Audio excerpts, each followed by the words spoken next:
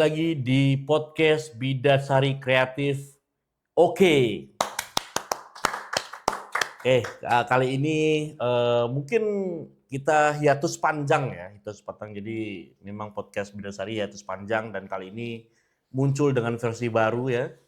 Dan perkenalkan, nama saya Yudha Wibisono, pembawa acara dari Bidasari Podcast kali ini. Dan di samping saya sudah ada narasumber keren ya, kece gitu ya. Karena dari saya waktu masih kecil ya, artinya beliau sudah tua sekarang. Sedari saya masih kecil itu saya sudah menonton beliau gitu. Dulu saya ingat sekali waktu zaman-zaman saya kecil tuh ada lagu-lagu rap Minang ya, yang menggema di setiap CD bajakan pada waktu itu. CD bajakan ya, dan menggema di sudut-sudut kota Bukit Tinggi, Iya. Padang dan sekitarnya lah. Oke, kita perkenalkan adalah Uda Tommy Bolin. Oke. Sehat dah? Alhamdulillah sehat. Jadi ada Tom ini salah satu musisi ya, musisi rapper asal Minang gitu kan? Iya, asal Minangkabau, Bukit Tinggi, daerah Minangkabau, Bukit Tinggi. Bukit Tinggi. Tom, Iya. karena Tom memang bergerak di bidang rapper gitu ya, Iya. rapper atau musik hip hop kali ya, kenapa disebutnya gitu. Gimana sih awal Datom kemudian berkenalan dengan rap gitu? Ya awalnya dulu tuh kan kita sering dengar musik hip hop, ada yang lokal dan kebanyakan hari itu banyak hip hop luar negeri. Nah di situ kita cuman dengar tapi asik dengan dance-nya, dance hip hop-nya ya. Terus kita kalau di Sumatera Barat dulu itu tongkrongan kaula muda setiap bulannya itu ada namanya festival. Ya. Nah di festival itu ada 4 item diperlombakan. Yang pertama festival band, nah, kedua musik jalanan, yang ketiga fashion show, yang keempat nih, yang poin yang keempat nih.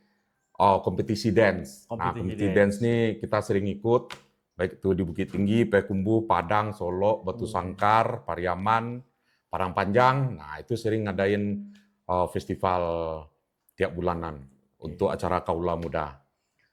Kenapa tertarik dengan musik hip hop atau? Nah, itu karena yang pertama itu beat-nya tuh happy dan energik. Nah, kita memang dari dulu karena udah susah ya, ngapain dibikin susah, kita pengen happy aja dan pengen energik, ngeluarin keringat. Dan kita lihat dulu poster-poster hip hop itu badannya atletis semua ya, banyak atletis, jadi kita positifnya di situ, tertariknya di situ.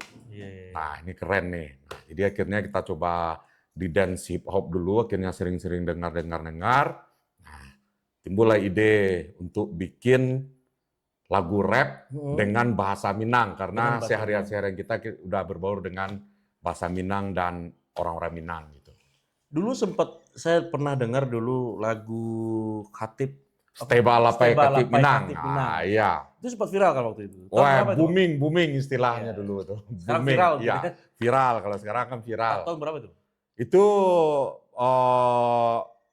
pembuatannya lagu tuh tahun 2007, itu dirilis dilempar ke pasaran itu 2008. Oh 2007 rilis. Iya, jadi setahun kita take vokal, bikin musik, bla bla bla sampai video klip dan akhirnya dipasarkan 1 tahun 2008. Oh, berarti cukup sampai sekarang masih menggema soalnya kan? Alhamdulillah sampai sekarang masih tetap asik didengar. Ya, pada saat itu kan Bukit Tinggi banyak bermunculan Bang ya, ada band, kemudian cover dan segala macam. Iya. Nah, rap atau hip hop Bukit Tinggi sendiri gimana? Nah, kalau dulu itu kalau di awalnya ya, kalau dilihat dari festival-festival itu, dulu karena sering festival kompetisi dance nih, lagu pengiring tuh lagu-lagu hip hop banyak, itu tahun 90-an itu sampai tahun 2000 tuh hip hop tuh berkembang ya. Tapi dengan dance-nya ya, dance-nya dan kita udah mulai selain lagu-lagu dari luar negeri kayak Chris Cross, MC Hammer, Bobby Brown, Two Live Crew ya. Dan sampai kita juga pakai lagu rapper lokal, Iwake,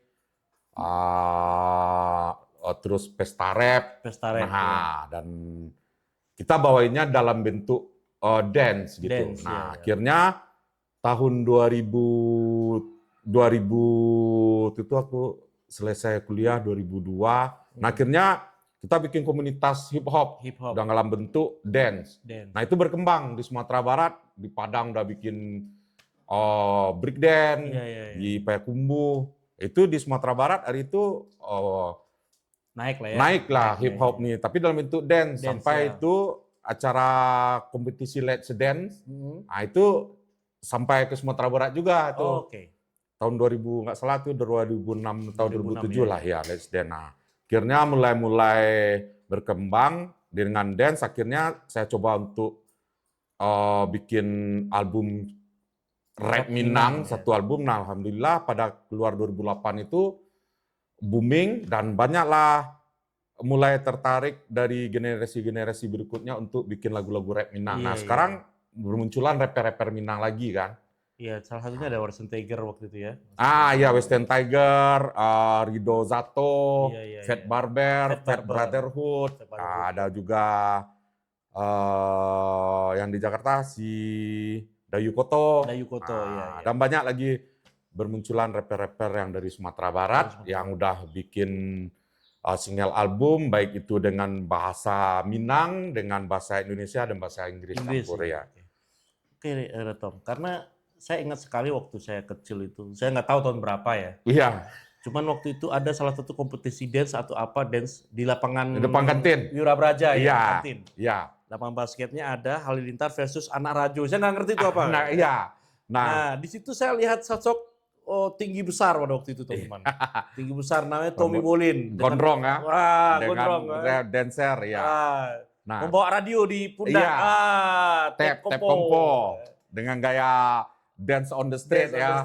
Ala-ala LA ya. Iya. Itu kemudian bisa jadi nempel sama basket itu gimana? Iya, nah jadi gini.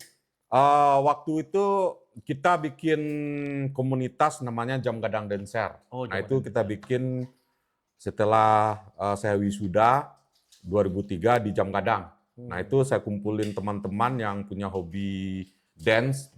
Nah, kita bikin namanya Jam Gadang Dancer. Nah ketika itu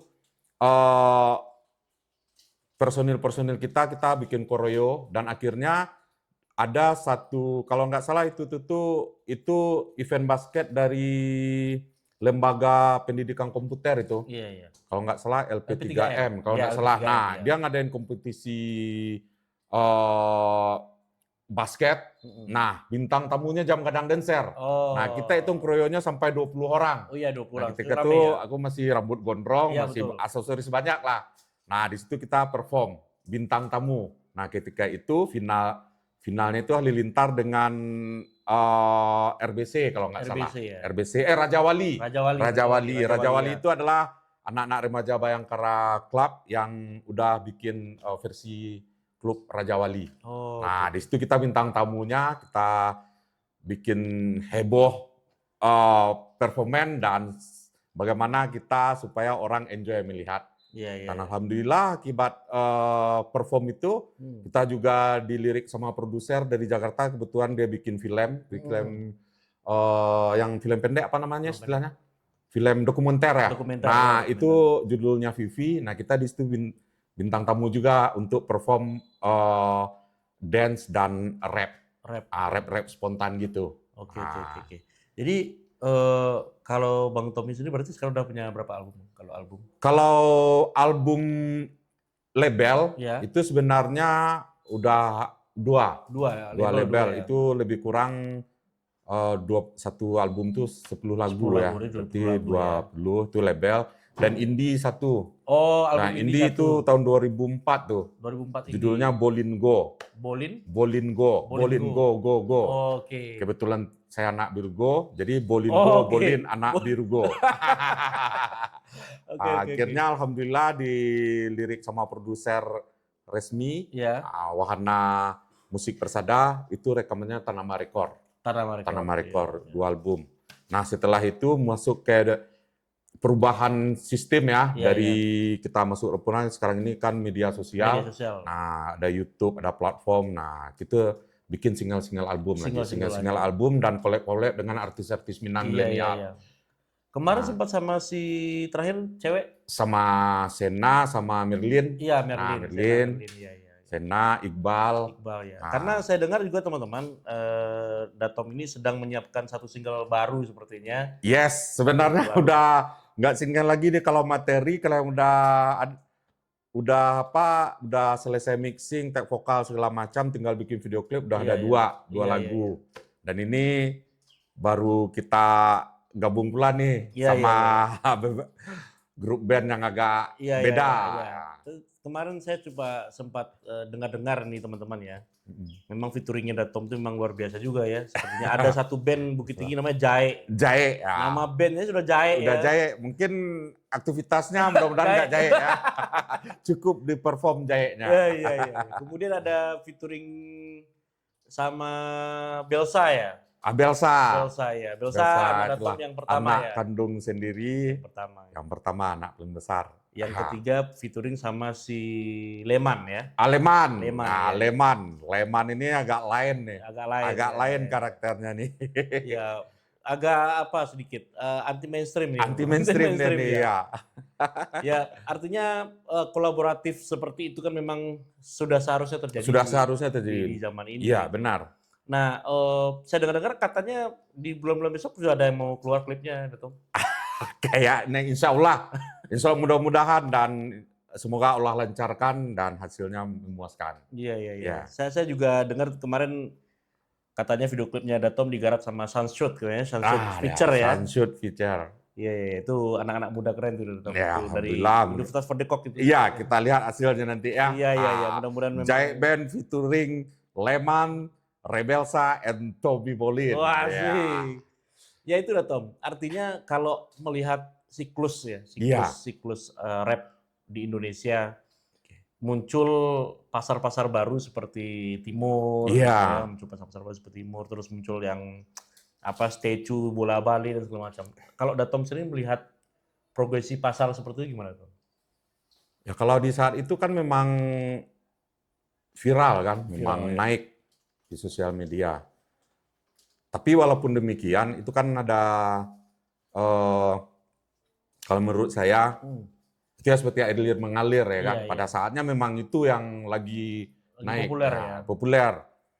Nah, namun demikian, kita kan sebagai seniman lah, kita kan punya ide atau gagasan tersendiri dan mungkin kita dengan perkembangan kayak gitu kita juga bisa mendapatkan acuan acuan dan tanpa mengubah karakter kita sendiri. Iya, betul. Dan kita memang tetap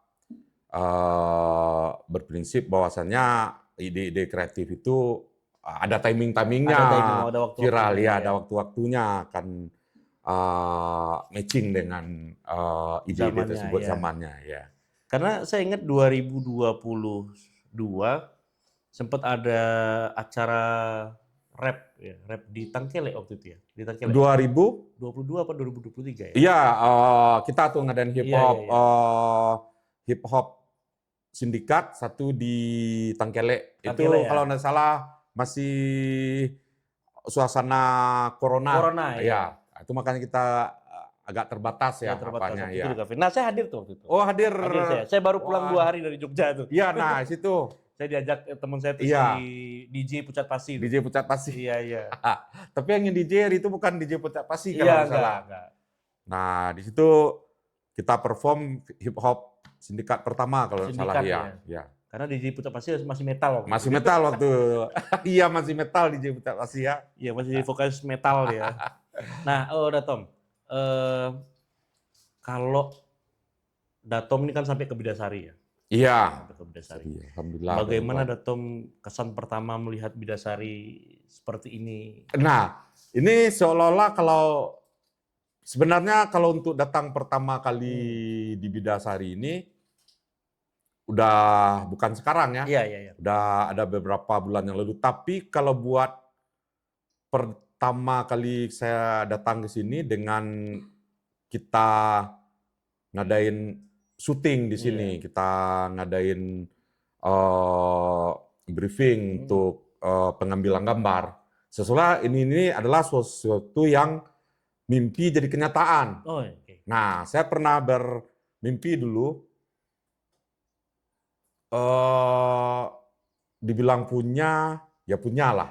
Saya pengen ada sebuah lapangan besar dan ruangan tempat pusat kreativitas. Nah, mungkin di situ kita bisa menggarap hip hop Minang, rap Minang dalam bentuk sesuai dengan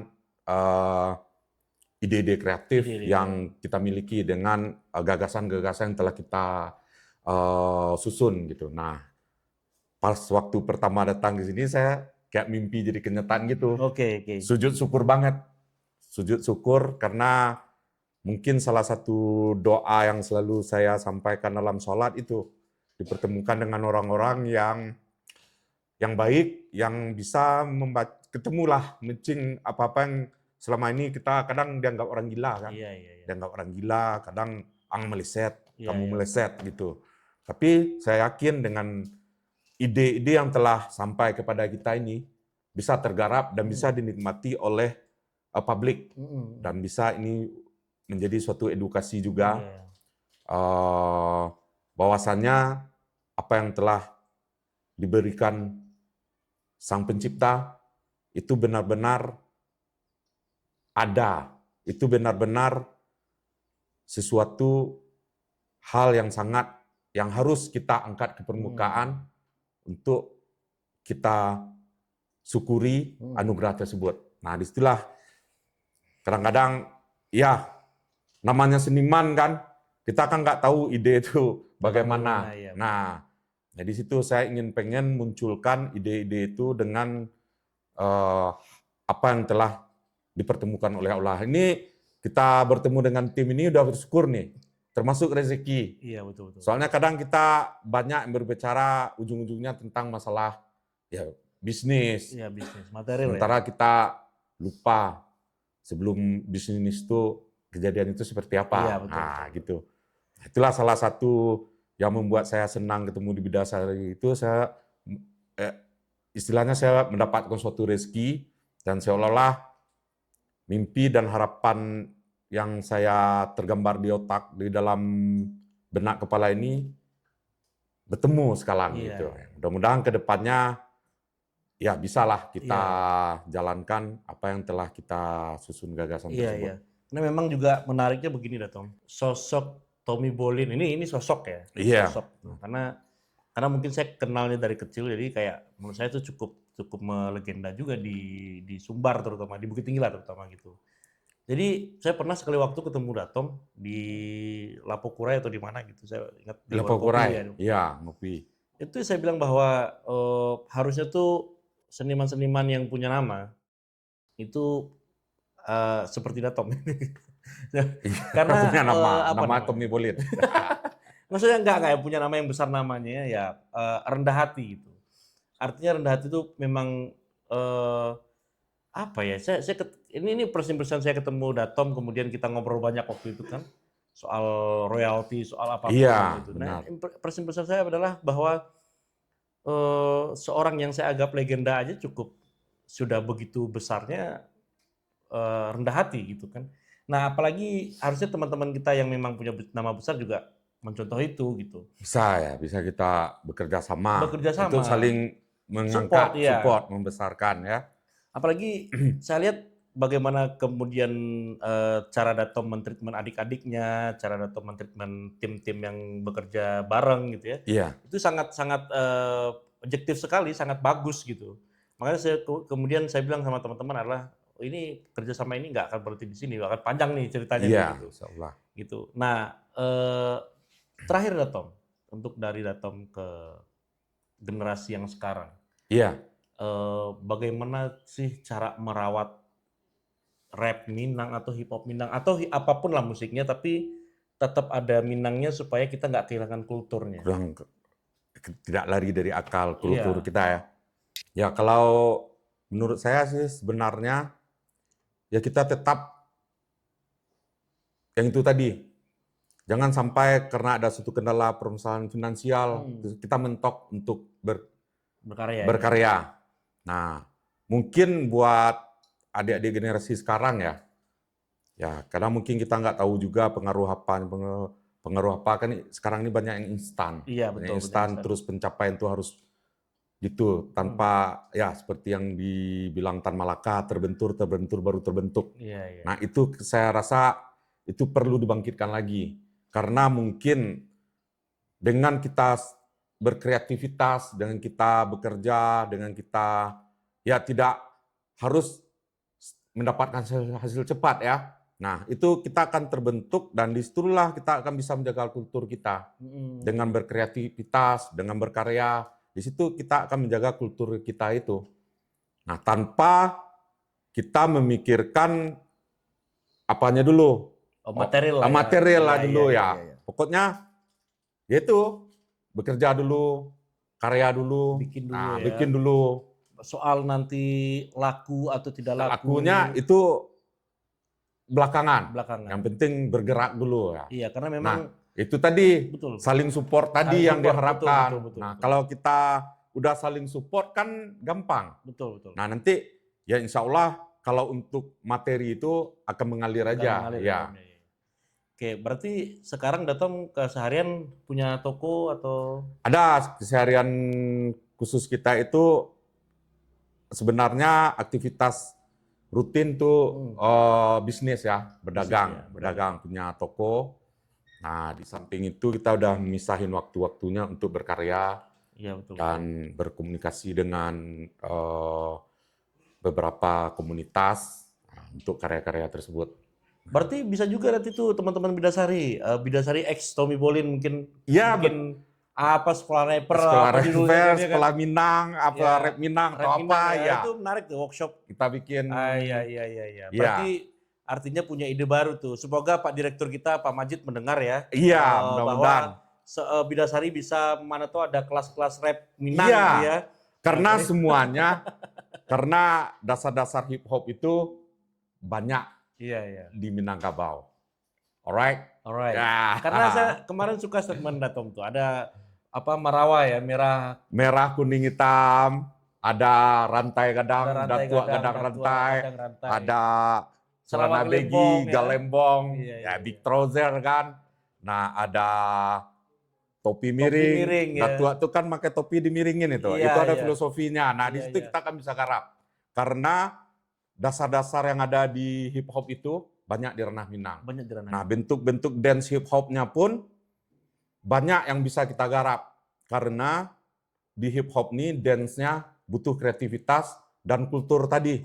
Nah, kita nggak bisa, kalau di hip hop tetap ada kultur. Betul. Nah, kalau nggak ada kultur, monoton dia. Betul. Nah, disitulah kita akan mengangkat gimana sih hip hop Minang itu benar nggak sih yang kita mainkan itu matching dengan hip hop. Gitu.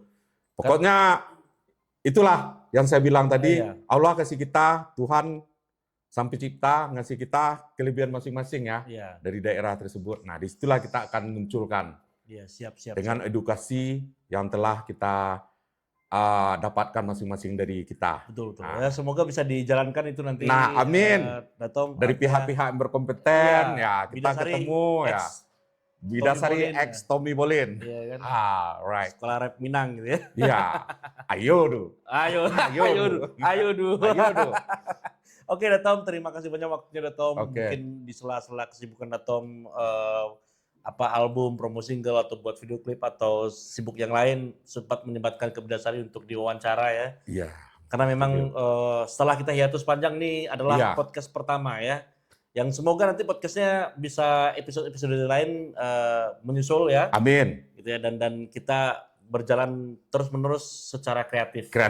Oke, terima kasih banyak Datom. Sama-sama. Terima kasih banyak. And so what can I do for you? Apa kerajono do? Yeah. Oke. Terima kasih. Sampai jumpa teman-teman Bidasari Kreatif. Sampai jumpa lagi. Terima kasih.